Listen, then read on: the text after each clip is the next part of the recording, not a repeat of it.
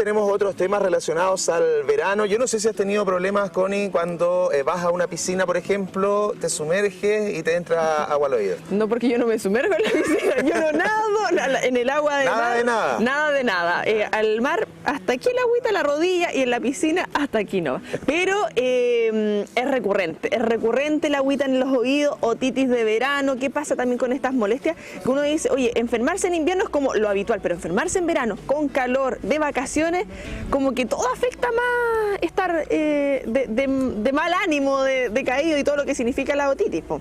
Sí, bueno, es un problema recurrente, le afecta también a otras personas, así que queremos abordar evidentemente esa temática. Mira, tenemos imágenes hasta ahora de distintos lugares de nuestra región del Biobío, también lugares turísticos. Queremos saludar a todas las personas que están en nuestra sintonía en diversos puntos del país, especialmente en el sur de Chile. Si bien es cierto, nosotros nos vemos desde Coyhaique, desde Iquique, perdón, hasta Coyhaique a través de cable operadores. Tenemos mucha gente que nos ve en el sur de nuestro país. Vamos a estar también más ratito conversando sobre el incendio que está afectando a Galvarino. También hay un foco de incendio en San Pablo, Osorno. Vamos a estar actualizando datos también con autoridades de esos lugares para que vayamos entregando toda la información necesaria. Pero nos quedamos un poquito con estas imágenes a propósito de lo que estábamos comentando, lo que pasa en los distintos balnearios, en las playas habilitadas, en los lagos, los ríos, lo que puede pasar en las piscinas. La otitis en época de verano es algo súper característico, una infección al oído que queremos detallar, y para eso vamos a saludar a la doctora Carmen Inostroza, médico del Cefam Penco Lirquén, que nos acompaña esta mañana. Muchas gracias, doctora, por estar el día de hoy acá. Hola, buenos días. Bueno, algo súper común, esta infección, ¿cierto?, en esta época estival, tiene bastante incidencia, me imagino, en personas de distintas edades. ¿Por qué se provoca la otitis? Bueno, primero, cuando hablamos de otitis estamos hablando de inflamación del oído, y hay que entender que el oído se divide en varios espacios. Cuando hablamos de otitis en el invierno, generalmente nos estamos refiriendo como a la zona del tímpano, a la zona media del oído, y en el verano el mecanismo es un poquito distinto y tiene que ver, ¿cierto?, con las bacterias, con los contaminantes que están en el agua, y esos abarcan la zona externa del oído, que se inflama.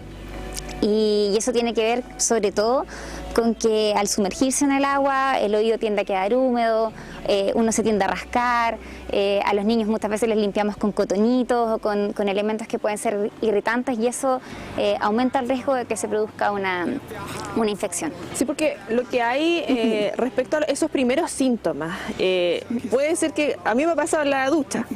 Claro. Hay una molestia y uno, claro, genera, y va pasando durante el día. Pero ¿en qué momento también uno tiene que optar ir al médico, o que ya es una infección como tal y no es una simple molestia? Porque el cotonito ahí de repente, al parecer, no es el mejor aliado. No es el mejor aliado. La verdad es que tenemos como esa tradición de limpiarnos con cotonitos, pero suelen ser bastante irritantes del conducto auditivo externo. Y muchas veces interno. La gente se limpia con el cotonito con demasiado entusiasmo en muchas ocasiones. La recomendación en niños pequeños, sobre todo niños menores de 2 años y más aún en menores de 6 meses, es ojalá consultar. O sea, un niño que está irritable, que está con molestias, que se está tocando el oído, o que deja de alimentarse, es un niño que hay que consultar de inmediato. Doctora, disculpe, la sintomatología y el tratamiento es distinto dependiendo de la edad. ¿Va a ser distinto en los lactantes, niños, niñas, en personas adultas? En general es más o menos lo mismo en el caso de la otitis externa, que es la que se asocia más al verano.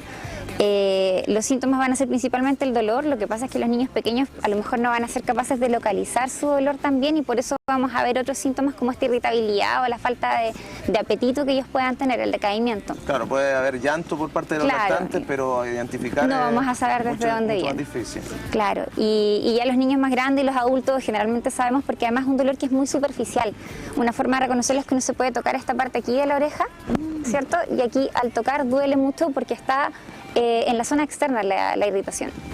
Rara vez se acompaña de fiebre, y a diferencia de la otitis, que es más del invierno, si esta otitis como media, rara vez también tiene otros síntomas respiratorios. ¿Cómo diferenciar la otitis de otra enfermedad, afección? Porque, claro, puede haber quizá, no sé, alergia, o típico cuando se está resfriado hay dolor de oídos. ¿Cómo diferenciamos precisamente? ¿Hay alguna secreción, algún mal olor, además del dolor como tal? Puede existir secreción, puede existir como sobre todo picazón en este tipo de otitis más externa, y en realidad, claro, el dolor de oído cuando uno está resfriado puede ser también una otitis, pero más bien de la zona media, y ahí lo que ocurre es que se acumula líquido en el tímpano y eso produce un dolor mucho más intenso y fiebre y otros síntomas respiratorios. Doctora, quería preguntarle por las personas, somos todas distintas evidentemente, hay algunas que tienen mejores defensas, otras no tanto, pero hay personas que son más propensas a sufrir la otitis. ¿Tiene que ver con eso, con que nuestro cuerpo esté bien preparado o tiene que ver con otros factores? Tiene que ver sobre todo con los cuidados que uno pudiera tener. Es súper importante que los oídos queden secos, no llevar a los niños de repente muy pequeños, ojalá un niño menor de 6 meses no debiera estar metido en una piscina, por ejemplo, pública, en una piscina donde hayan otras personas. No debiéramos sumergirles tampoco su cabecita y si va a pasar eso, asegurarnos de que queden bien secos. Se pasa también en las tinajas de agua caliente, porque hay poco recambio de agua y algunas, ¿cierto? Salvo que esté en la cabaña y que uno pueda ver que se llena cuando uno llega, ¿cierto? Pero en otros lugares esa agua está ahí estancada y uno no sabe cuántas personas estuvieron ahí o qué pudiese haber. Una recomendación es que si uno tiene tendencia a hacer este tipo de enfermedades, este tipo de síntomas, es que uno pudiera usar tapones para los oídos en caso de que vaya a estar en esos espacios o que se vaya a sumergir. En caso de mojarnos, ¿cómo se recomienda también secarnos acá? Porque hablamos que el cotonito nos ayuda mucho. Quizás ubicarse para que el agua corra. Dejar que el agua corra y puede ser con un secador de pelo, por ejemplo, es bien suavecito en el caso de los niños para asegurar que quede la zona seca, pero sin hacer como este trauma, ¿cierto? Que hace el cotonito, que hacen de repente con la toalla uno. Que finalmente empuja. Empuja más, claro. Pero es recomendable que en algo tan cotidiano como ducharse, uno siempre se tiene que secar los oídos. Sí, ojalá uno debiera tener cuidado con secarse los oídos. Porque finalmente, por ejemplo, incluso los tapones de cerumen que se forman, el cerumen primero está en el resto de la oreja, antes de entrar, digamos, al conducto. Entonces es súper importante que uno también se limpie y se seque toda esa zona. ¿El tratamiento va a llevar algún medicamento también o se sana, digamos, de manera natural? ¿Uno se va a recuperar solo de la otitis? Generalmente en el caso de esta otitis como del nadador, que también se llama, bueno, va a ser súper importante también evaluar cómo está, qué tan grande es la lesión, si es que hay alguna herida, por ejemplo, pero se usa mucho el tema de los analgésicos por un lado, cuando hay mucho dolor, y también tratamiento antibiótico, pero ya en gotitas, es como dirigido en la zona del oído que puede ayudar. ¿Pudiese llegar a sangrar el oído? Es poco probable, yo creo que solamente si está demasiado irritado o en los niños a lo mejor que no controlan mucho, que se rasquen mucho, claro, que ellos mismos se rompan. Dentro de lo que hay en el mercado, porque ¿para qué estamos con cosas? No vamos a ir inmediatamente, o gran parte de la población no va a ir inmediatamente al médico y va a optar por ir a la farmacia. Y claramente la automedicación no es la recomendación, pero dentro de lo que se encuentra en el mercado. Yo he visto algunas botellitas que es como para limpiar. ¿Se recomienda limpiar el área? ¿Se recomienda ir inmediatamente que esto al médico para que no se agudice? ¿Cómo podemos tomar esas primeras contenciones pensando que estamos de vacaciones en el campo? Claro. Quizás no vamos a estar cerca de un médico.